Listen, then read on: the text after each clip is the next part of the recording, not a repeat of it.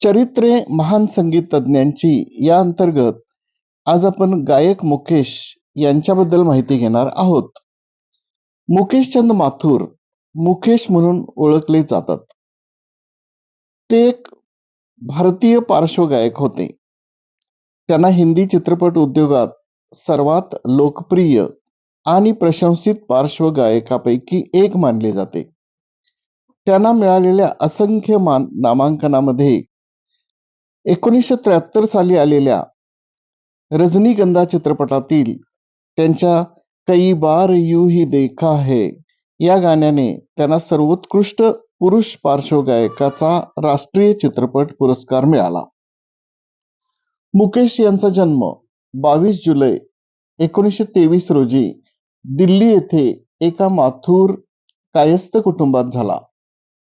त्यांचे पालक जोरावरचंद माथुर जे एक अभियंता होते आणि माता चंद्रानी माथुर. 10 मुलांच्या कुटुंबात मुकेश यांचा नंबर 6वा होता. मुकेशची बहीण सुंदर पॅरीला शिकवण्यासाठी घरी आलेल्या संगीत शिक्षकाला मुकेशमध्ये एक विद्यार्थी सापडला जो शेजारच्या खोलीतून ऐकत असे. मुकेशने 10वी नंतर शाळा सोडली आणि सार्वजनिक बांधकाम विभागात काही काळ काम केले.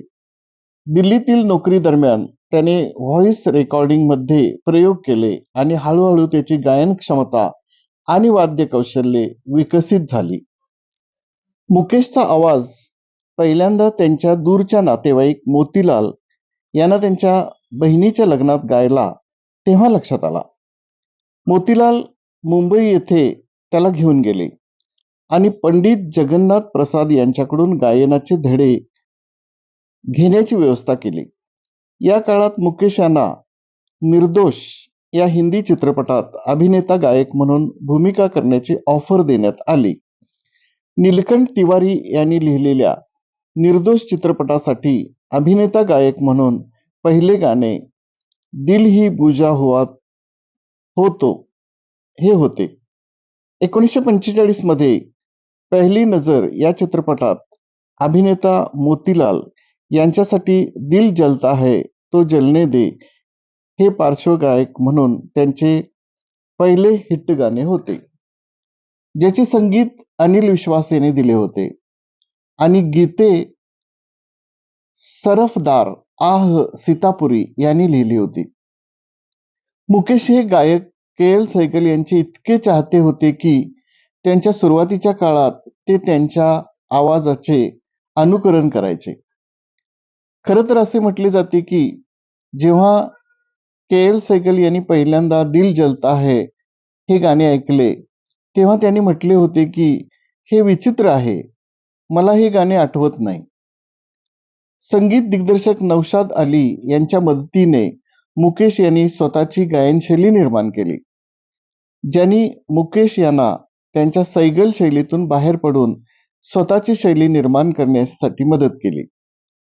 दिलीप पवार यांना रफी यांना त्यांचा भूत आवाज म्हणून निवडले आणि मुकेश राज कपूर यांचा भूत आवाज बनले.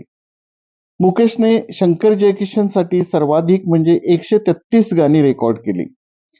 त्यानंतर कल्याणजी आनंदजी यांच्यासाठी 99 गाणी. 4 फिल्मफेअर पुरस्कारापैकी मुकेशने शंकर जयकिशन गाण्यासाठी 3 पुरस्कार जिंकले. मुकेश यांनी एकूण 1300 गाणी गायली आहेत.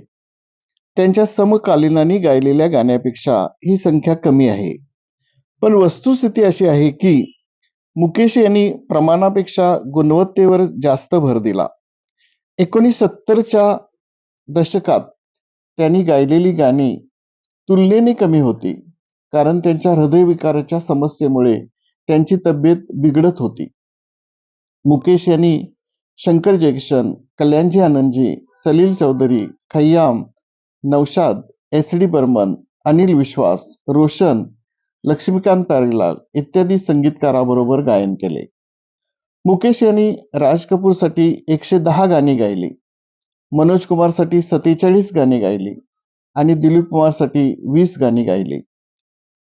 मुकेश यांनी निर्दोष 1940 मध्ये, अदब अर्ज 1943, आह 1953, माशुका 1953, अनुराग 1956 या चित्रपटामध्ये भूमिका केल्या. 1951 मध्ये त्यांनी मल्हार चित्रपट तयार केला. भारतीय फिरकी गोलंदाज चंद्रशेखर, सुनील गावस्कर, किरमाणी, गुंडाप्पा विश्वनाथ आणि काही पत्रकार यांनी मुकेशनी प्रभावित केले होते. 2016 मध्ये मुकेश यांच्या 93व्या वाढदिवसानिमित्त गुगलने त्यांचे स्मरण केले होते आणि त्यांच्या 100व्या जयंतीनिमित्त टपाल विभागाने एक स्मारक टपाल जाहीर केले होते. मुकेशने करोडपती रामचंद्र त्रिवेदी यांची मुलगी सरल त्रिवेदीशी लग्न केले. योग्य घर नसल्याने अनियमित उत्पन्नामुळे चित्रपटामध्ये गाणे गाणे हा अनैतिक व्यवसाय मानत असल्यामुळे लग्नासाठी वडिलांनी संमती दिली नाही. त्यामुळे मुकेश यांनी सरल हिच्याशी पळून जाऊन लग्न केले. 22 जुलै 1946 रोजी मोतीलाल यांच्या मदतीने कांदिवली येथील एका मंदिरात जाऊन लग्न केले.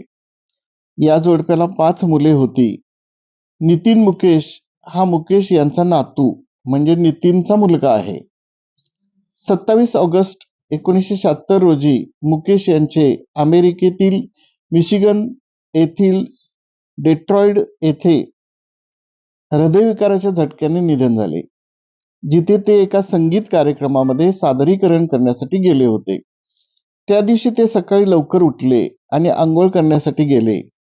त्यांना श्वास घेण्यास त्रास होत होता आणि छातीत दुखत होते.